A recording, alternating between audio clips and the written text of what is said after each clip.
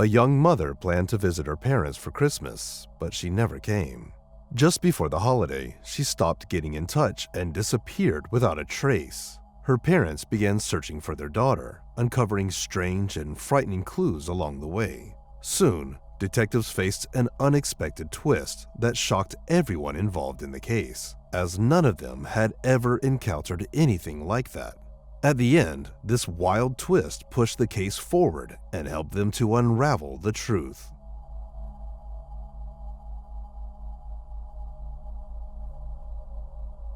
Melissa Wolfenbarger was born on September 9, 1977, in the small American town of Locust Grove, Georgia. She was the youngest child in her family, and her older sister, who was 7 years old when Melissa was born, helped their mom take care of her from day one. As they grew up, the sisters formed a really close bond. In high school, Melissa met a guy named Christopher, and soon after graduating, they got married. The couple settled in a quiet suburb of Atlanta, where Christopher landed a job at a glass manufacturing plant. Not long after moving, Melissa got pregnant and they welcomed a daughter, followed by a son a little later. By 1998, 21-year-old Melissa was spending most of her time at home, taking care of the kids. Even though she was quite young, she was happy with her growing family. Melissa also tried to visit her parents and sister as often as she could, but with the distance and all her responsibilities, those visits were rare. They planned to spend Christmas with her family that year, and a month before, on Thanksgiving, Melissa called her mom to ask for a special gift. She wanted some old photo of her grandfather. Her mother went through all the family albums, found the perfect photo, and began waiting for her daughter and the grandkids to arrive. But when Christmas came, Melissa didn't show up. At first, her parents were a bit surprised since they'd planned this for over a month, but they figured she might just be too busy. After all, she had 2 small kids to care for, and she'd also recently started working at a cafe because Christopher's income wasn't enough to support the whole family.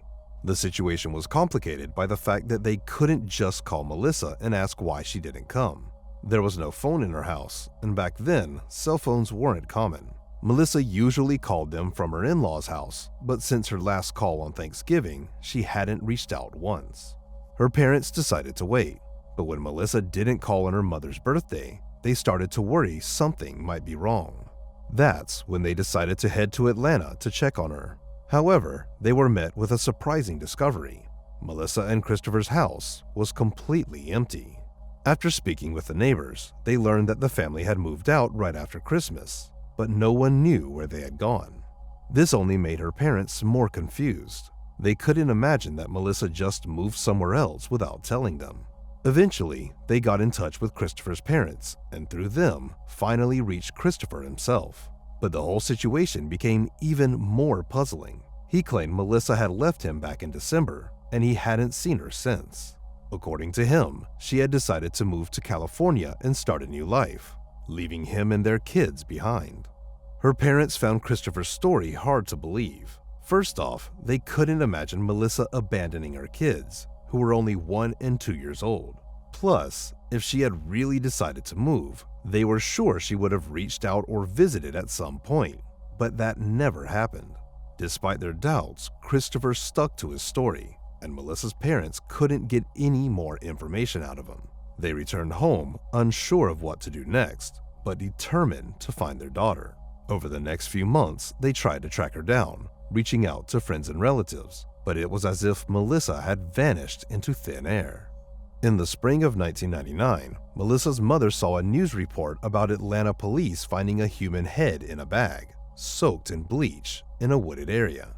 A few days later, they discovered 4 more bags containing other body parts. What immediately caught her attention was that the site was near Christopher's old job, and she feared the remains could belong to her daughter.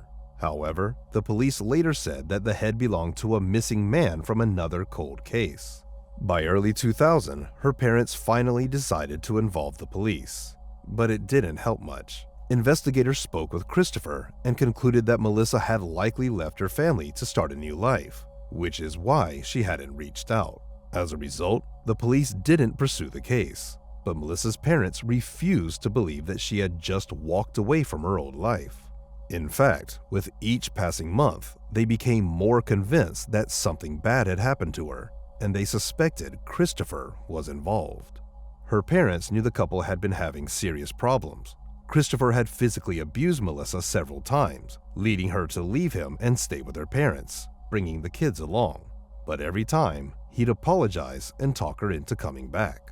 This fact only made Christopher's story more suspicious. If he had done everything he could to get her back in the past, why hadn't he done anything this time? He didn't call her parents, didn't go to the police, and made no effort to stop her from leaving. Another odd detail was that, according to Christopher, Melissa hadn't taken anything with her. No clothes, no jewelry, not even her documents. It all seemed incredibly strange, but without help from the police, Melissa's parents felt powerless to do anything about it. For the next few years, there was still no sign of Melissa, but in 2003, everything changed, and in the most shocking way. Police were investigating the murder of a woman from back in 1977. The case had been cold for 26 years, but it was recently reopened. After reviewing the evidence and running a DNA test, detectives identified the killer. It was Carl Patton, Melissa's father. But that was just the beginning. Once police arrested him, Carl offered them a deal. He agreed to confess to 3 more murders in exchange for full immunity for his wife, who had helped him with the killings. As part of the deal, Melissa's mother also agreed to testify against her husband, and eventually she was granted immunity. According to their confessions, in December 1977, a woman named Mary, who was close to Carl, offered him $15,000 to kill her husband. The reason? Her husband had been cheating on her. Plus, Mary had taken out a life insurance on him and wanted to cash in. Carl agreed and brought in a friend to help carry out the murder. However, when they approached the man, his lover was with him, so they decided to kill her too. They dumped the woman's body in a river and left the man's body in his car on train tracks, hoping to make it look like an accident. A month later, Carl told his wife that his partner had apparently blabbed about the crime to his girlfriend, and now he wanted to take care of them too. Carl invited the couple to his home, killed them, and with his wife's help, disposed of the bodies by throwing them into a river. She also helped him clean the crime scene and the van they had used to transport the bodies. Later, Carl confessed to a 5th murder that took place 5 years before the others. It was again Mary who had offered him money, this time to kill her first husband, and Carl agreed. As a result, Carl was charged with 5 murders, and the police immediately suspected him in Melissa's disappearance. But Carl insisted he would never harm his daughter and had nothing to do with it. Upon further investigation, detectives concluded that Carl was probably telling the truth. Initially, they had only suspected him of 1 murder, but he voluntarily confessed to 4 more. Carl claimed he deeply regretted his actions, and it was this remorse that drove him to confess. But that wasn't all. Seizing the moment, Carl decided to ask for a favor. He requested a meeting with the lead detective who had tied him to the murder and said, "You managed to catch me, so maybe you can find my daughter." The detective was intrigued by the whole situation. Here was a man who had committed 5 murders, now asking him to investigate his daughter's disappearance. It was an unusual situation, to put it lightly, and the detective agreed to look into it. He began reviewing the limited information about Melissa's disappearance and quickly noticed one specific detail: those bags of human remains found near Christopher's workplace 4 years earlier. At the time, police had assumed the remains belonged to a man, but the detective discovered that this assumption wasn't based on forensic evidence, just a guess. Given the fact that the remains were found in an advanced state of decomposition, he decided to have them re-examined and ordered a DNA test, as he already had Carl's DNA on file. The results confirmed his suspicion. The remains didn't belong to a man. They belonged to Melissa. After this breakthrough, police finally established that Melissa had been dead for several years, not missing, and her case was officially reclassified as a homicide. According to the medical examiner's report, the victim's body had been dismembered using a reciprocating electric saw. Melissa's torso was never found, which was quite odd. The police conducted multiple searches in the wooded area where the other remains were found, but still couldn't locate it. Despite this, investigators uncovered one interesting lead. They began looking deeper into Christopher and interviewed his former employer at the glass factory where he had worked until Melissa's disappearance. It turned out that Christopher had been fired around the same time for allegedly stealing an electric saw of the same type used to dismember Melissa's body. Melissa's mother also revealed to the police that Christopher had a history of physically abusing her daughter. On top of that, he had a criminal record. Another suspicious detail was that Christopher had changed his name almost immediately after Melissa's death, with no clear reason for doing so. All of this made Christopher the prime suspect in her murder, but the police had no hard evidence against him. They interviewed him multiple times, but he stuck to his original story, although he frequently changed certain details. During one conversation, Christopher claimed Melissa had a lover and ran away with him. Later, he stated that she wanted to sell fake IDs, which explained why she hadn't contacted anyone. The police also uncovered another interesting fact. Shortly after moving from their house, Christopher left his children to live with his parents and hardly ever played a role in their lives since then. He visited them sometimes, but the children didn't even understand that he was their father. But unfortunately, none of this brought the investigators closer to an arrest, because they needed some solid evidence. They obtained a warrant to search the house where Melissa had lived at the time of her death. Given that the killer had used an electric saw, detectives believed the murder likely took place in that house, and they hoped to find blood traces or other evidence. Forensic experts meticulously examined every inch of the house, taking samples from the floor and other surfaces. Unfortunately, their analysis yielded no results. The forensic technology of the time was far less advanced than it is today, leaving the detectives with no choice but to store the collected materials in the evidence warehouse, hoping that one day they might prove useful. The detectives made several more attempts to find new leads and get Christopher to talk, but each effort came up empty. The case eventually went cold again for many years. Meanwhile, Melissa's father was convicted and sentenced to 5 life terms plus 20 years in prison. It's worth noting that Mary, the woman who had paid him for 2 of the murders, had passed away in the late 80s, so she never faced any punishment for her role. Melissa's mother and her older sister continued trying to push the investigation forward on their own. They worked to keep the case in the media spotlight and stayed in regular contact with the detectives, but their efforts didn't yield any progress. This continued until 2017, and Melissa's mother never gave up hope of finding justice for her daughter. That year, she decided to attend an event where true crime enthusiasts gathered to discuss cold cases and search for new leads. One of the attendees was a crime analyst named Cheryl McCollum, and Melissa's mother decided to ask her for help. She shared the story of her daughter's disappearance and added something that immediately caught Cheryl off guard. The woman said, "My husband committed 5 murders, and I helped him."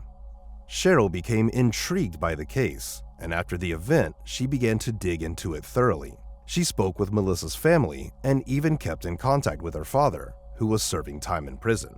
What struck Cheryl the most was how a man who had committed 5 murders seemed more concerned that his daughter's murder would never be solved. Over the next few years, Cheryl collected all the available information on the case and came to the conclusion that the most obvious suspect was Melissa's husband, Christopher. Although there was no direct evidence against him, the overwhelming amount of circumstantial evidence left little doubt. He had a history of domestic violence against Melissa, made no effort to find her after she disappeared, and simply moved on with his life as if nothing had happened. But the most incriminating detail was the fact that, shortly before Melissa's death, Christopher had been accused by his employer of stealing the exact type of saw used to dismember her body. No one in Melissa's family doubted Christopher's guilt, including her children. By the time Cheryl became interested in the case, they had grown up and also tried to help her solve it. Cheryl also consulted some prominent figures in the true crime community, including journalist Nancy Grace and several law enforcement officials. After reviewing all the material she had gathered, they all agreed Christopher was the most likely suspect.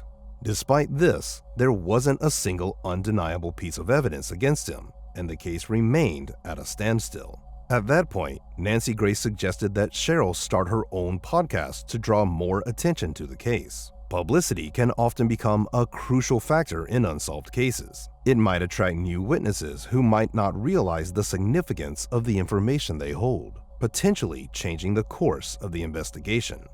Eventually, Cheryl decided to launch the podcast, and in 2023, she released the first episode about Melissa's case. Since then, she has recorded numerous episodes featuring the victim's mother and other relatives. Cheryl presented all the information she had gathered over the years, yet there was still no progress in the case. This continued until April 2024, when the long-awaited breakthrough in the case finally happened.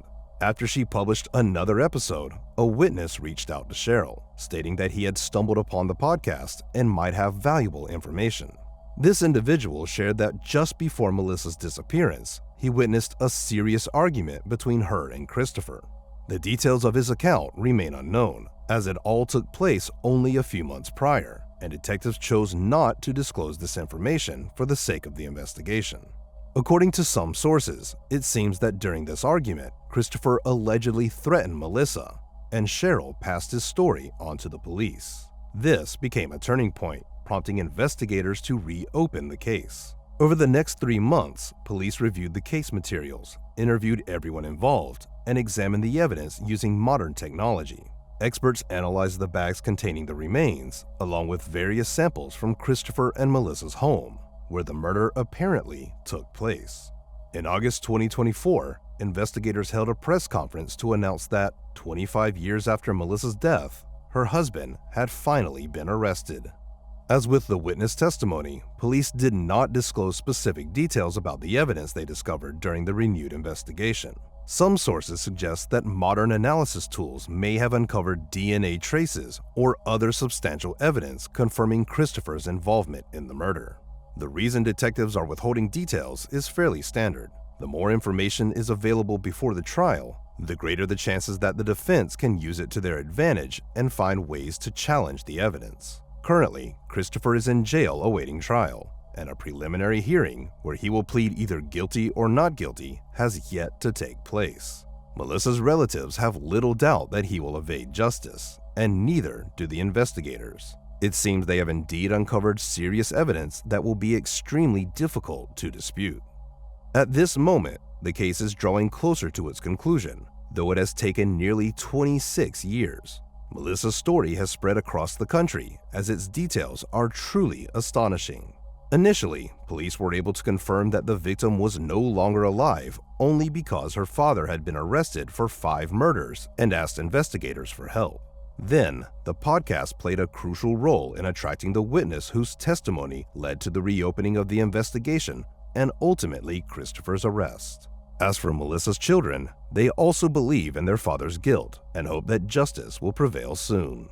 Besides waiting for a guilty verdict, they want to learn the full truth and Christopher's motives, but that will only be possible if he confesses. Share your thoughts on this story in the comments section, and don't forget to press the like button if you enjoyed my video. Thank you for watching.